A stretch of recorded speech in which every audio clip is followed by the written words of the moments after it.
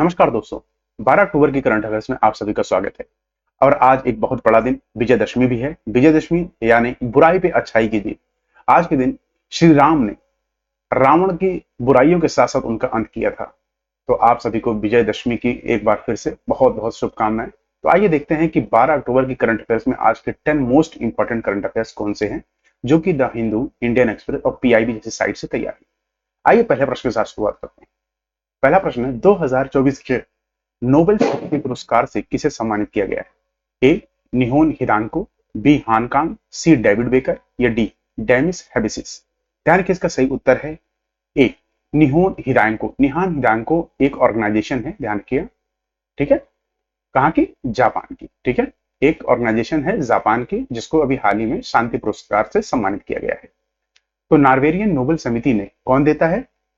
आपको पता है, जैसे कि बाकी ये पुरस्कार होते हैं ना, जो कि मेडिकल की फील्ड में, चाहे मेडिकल हो, ठीक है, या फिर आपका केमिस्ट्री हो, ठीक है, या फिर फिजिक्स हो, इन सब को इन सबको जो पुरस्कार है वो तो स्वीडिश की एकेडमी देती है। लेकिन ये पुरस्कार ना, जो नोबेल पीस प्राइज है, ये नॉर्वेनियन कंट्री देती है, वहां की एक समिति है वो देती है, ये ध्यान रखिएगा।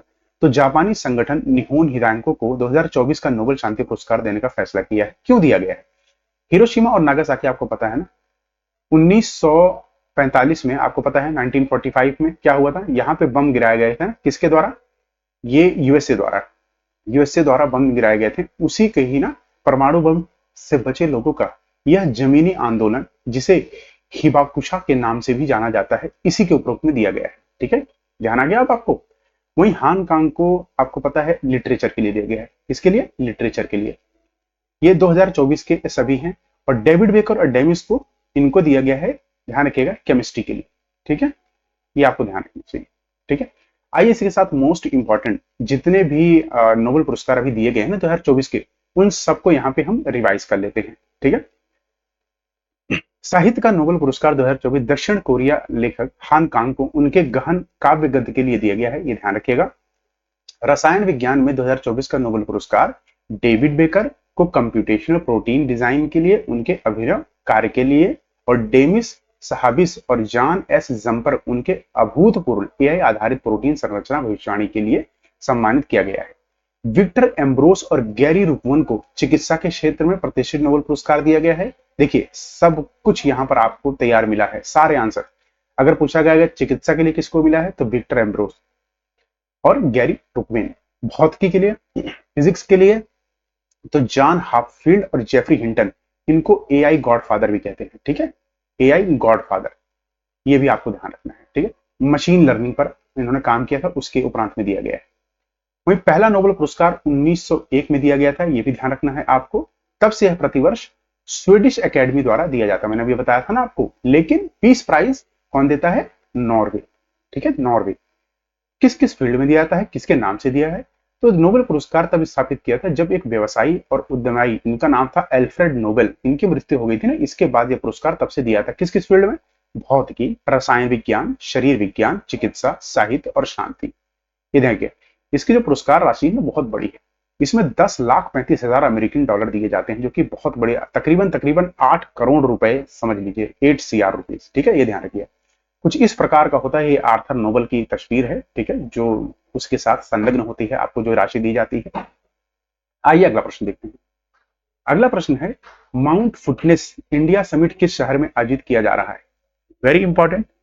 ए कोलकाता, बी मुंबई, सी चेन्नई या डी हैदराबाद। तो ध्यान रखिएगा, इसका सही उत्तर है, अभी हाल ही में इसका मुंबई में ये होने जा रहा है। कहां पे? माउंट फूड इंडिया समिट का तीसरा संस्करण, जो कि मुंबई में आयोजित किया जाएगा अक्टूबर में।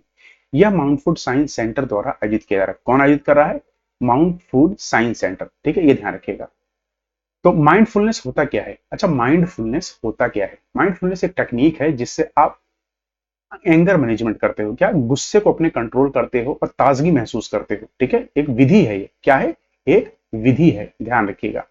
ठीक है, जिसे नेगेटिवेट करने के लिए आवश्यकता के रूप में दिमागीपन पर प्रकाश डालना है, ये ध्यान रखिएगा। ठीक है, इसका विषय क्या है इस साल का?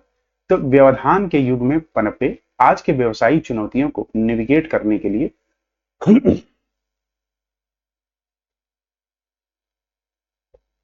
अगला प्रश्न है, माइंडफुलनेस इंडिया समिट के शहर में आयोजित किया जाएगा। सबसे पहले आप समझिए माइंडफुलनेस होता क्या है। माइंडफुलनेस में एक टेक्निक है, क्या है, एक विधि है, ठीक है। विधि है, इसके अंदर ना आप ना अपने सांस लेने पे, प्रक्रिया पे आप काम करते हैं, जिससे आपको गुस्सा जो होता है ना, गुस्से पे आप कंट्रोल करते हो, गुस्सा कंट्रोल करते हो, ठीक है। और अपने जीवन जीने शैली को अच्छा करते हो, दिमाग पे आपका पूरा कंट्रोल रहता है, ये ध्यान रखिएगा। ए कोलकाता, बी मुंबई, सी चेन्नई या डी हैदराबाद। इसका सही उत्तर ध्यान रखिएगा बी, मुंबई में यह होने जा रहा है। ये कौन सा संस्करण है, तीसरा संस्करण होगा, ध्यान रखिएगा।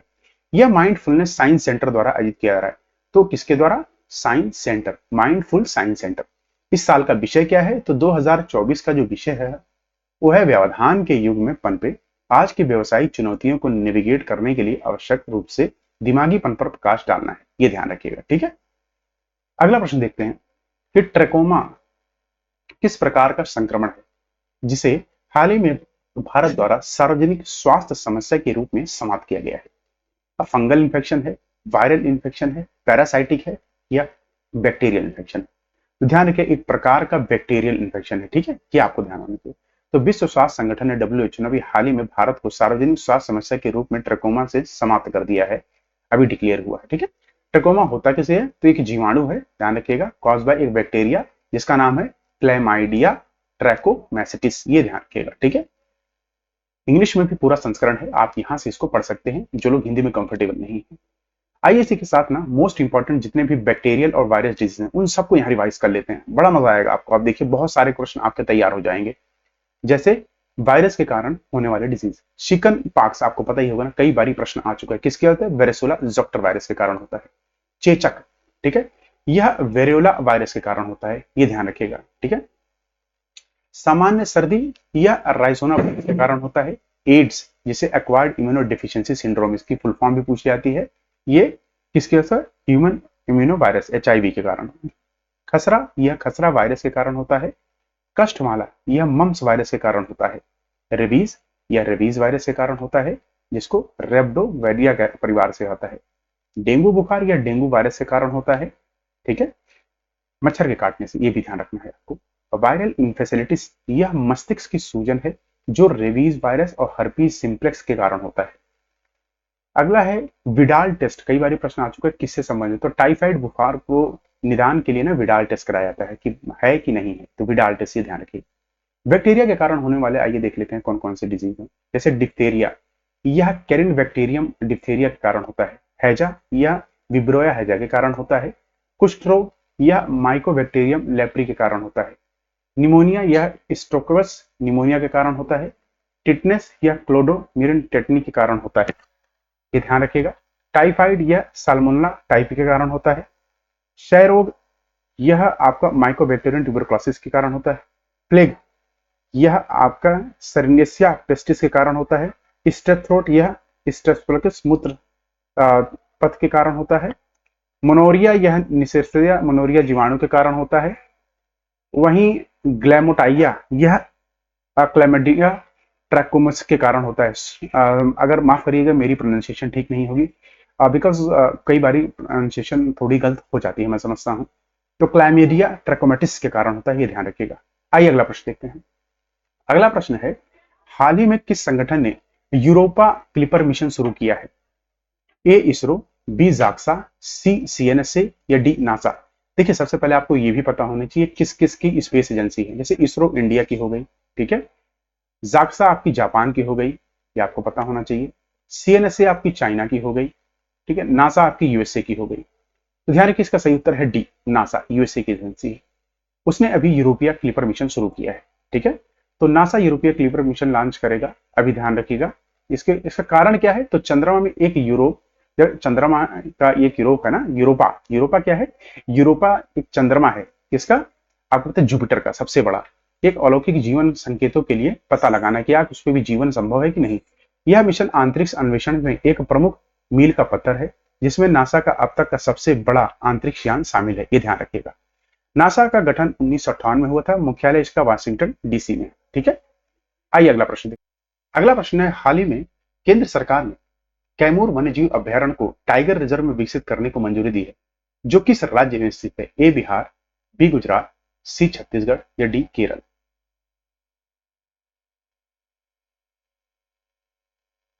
अगला प्रश्न है, हाल ही में केंद्र सरकार ने कैमूर वन्य जीव अभ्यारण्य को टाइगर रिजर्व में विकसित करने को मंजूरी दी है, जो किस राज्य में स्थित है? ए बिहार, बी गुजरात, सी छत्तीसगढ़ या D Kerala?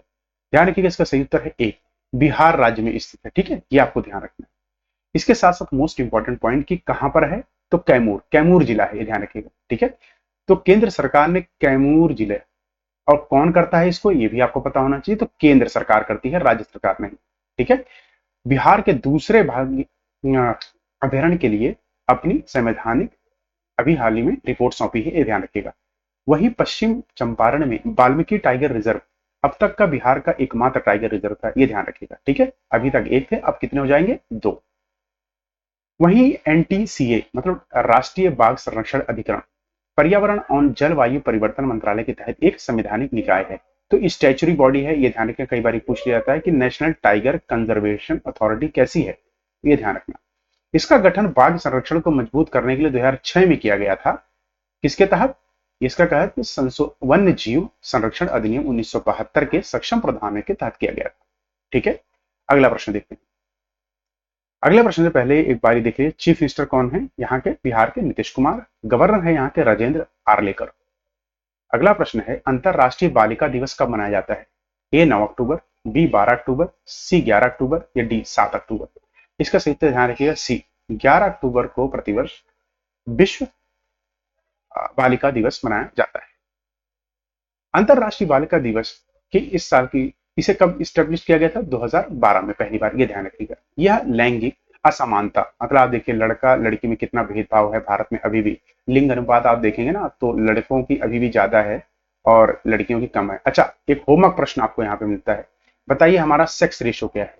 Sex ratio of India क्या है? ठीक है, ये ध्यान रखिएगा। वहीं असमानता, बाल विवाह, स्वास्थ्य देखभाल और शिक्षा तक सीमित पहुंच जैसे महत्वपूर्ण मुद्दों को संबोधित करने की आवश्यकता पर प्रकाश डालना है। इसका उद्देश्य, ये ध्यान रखिएगा। 2024 का अंतरराष्ट्रीय बालिका दिवस की थीम क्या है? Girls vision for the future है, ये ध्यान रखिएगा। इसी के साथ मोस्ट इंपॉर्टेंट जितने भी अक्टूबर के डेज उनको रिवाइज कर लेते हैं। जैसे वर्ल्ड वेजिटेरियन डे 1 अक्टूबर को, 2 अक्टूबर को गांधी जयंती के साथ साथ अंतरराष्ट्रीय अहिंसा दिवस मनाते हैं, 3 अक्टूबर को जर्मन यूनिटी डे मनाते हैं, 5 अक्टूबर को वर्ल्ड टीचर्स डे मनाते हैं, 6 अक्टूबर को विश्व सेरेब्रल प्लासी दिवस मनाते हैं, 7 अक्टूबर को विश्व पर्यावरण दिवस मनाते हैं, 8 अक्टूबर को भारतीय वायुसेना दिवस मनाते हैं, 10 अक्टूबर को विश्व मानसिक स्वास्थ्य दिवस मनाते हैं, 11 अक्टूबर को हम मनाते हैं अंतरराष्ट्रीय बालिका दिवस। अगला प्रश्न है, हाल ही में 44वीं कोडेक्स पोषण समिति की बैठक कहाँ आयोजित की गई? A Singapore, B India, C Germany या डी फिनलैंड? इसका सही उत्तर ध्यान रखिए, सी जर्मनी में हाल ही में अभी इसका उद्घाटन हुआ, मतलब इस कमेटी की बैठक हुई है। तो भारत ने जर्मनी के ड्रेसडेन में आयोजित पोषण और विशेष आहार उपयोग CNFSD के लिए पोषण और खाद्य पदार्थों पर कोडेक्स समिति में 44वें संस्करण में भाग लिया है। ध्यान रखिएगा, कौन सा था 44वां संस्करण, कहां पर हुआ? ड्रेसडेन। कहां पर है ये? जर्मनी, ये आपको याद रखना। वहीं वैश्विक व्यापार को सुविधाजनक बनाने के लिए प्रोबायोटिक वियनम के अंतरराष्ट्रीय समझ की आवश्यकता पर जोर दिया है, इसका मुख्य कारण का बैठक, ये ध्यान रखिएगा। वहीं जर्मनी के चांसलर हैं ओलाफ स्क्लोज और राजधानी है यहाँ की बर्लिन, ये ध्यान रखिएगा। अगला प्रश्न है, युद्ध पुस्तक, युद्ध मतलब वार, ये ध्यान रखिएगा, के लेखक कौन है? Bob Woodward, B Salman Rushdie, C Vikram Seth या डी रूपाली राणा? ध्यान, इसका सही उत्तर है ए, बॉब वुडवर्ड इसके लेखक हैं। यह पुस्तक जो है ना, किस चीज पे आधारित है? तो यह पुस्तक पूर्व अमेरिकी राष्ट्रपति डोनाल्ड ट्रंप, वर्तमान राष्ट्रपति जो बाइडेन और रूसी राष्ट्रपति व्लादिमीर पुतिन के बीच शक्ति गतिशीलता पर आधारित है, ये ध्यान रखिएगा। अभी हाल ही में इस पुस्तक को लिखा गया है। इसी के साथ मोस्ट इंपॉर्टेंट जितने भी ऑथर हैं, अभी हाल ही फिलहाल में जो बुक्स लिखी गई हैं 2024 की, उन सबको हम रिवाइज कर लेते हैं। तो ध्यान रखिएगा, मधुमिता मुर्गिया की कोड डिपेंडेंट बुक है living in the shadow of AI, ठीक है, पूरा नाम है बुक का। अश्विनी प्रभु की बुक है extracted stones mysteries of Malappuram. प्रोफेसर SD मनु की है Dublin in diplomacy. Shobhana Kumar Nair की बुक है Ramvilas Paswan the weathervane of Indian politics. Chitra Banerjee की बुक है an uncommon love the early life of Sudha Narayana Murthy. Shane Watson की बुक है द विनर्स माइंडसेट।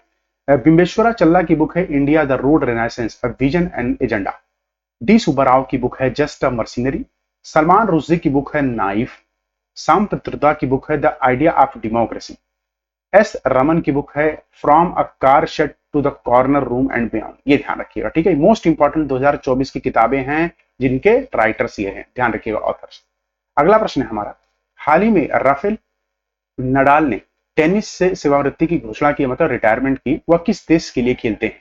तो ध्यान रखिएगा, Rafael Nadal A USA America, या बी सर्बिया, सी रशिया, या डी स्पेन। तो ध्यान रखिएगा ये स्पेन के लिए खेलते हैं, ठीक है। ये प्रश्न आ सकता है, इंपॉर्टेंट है।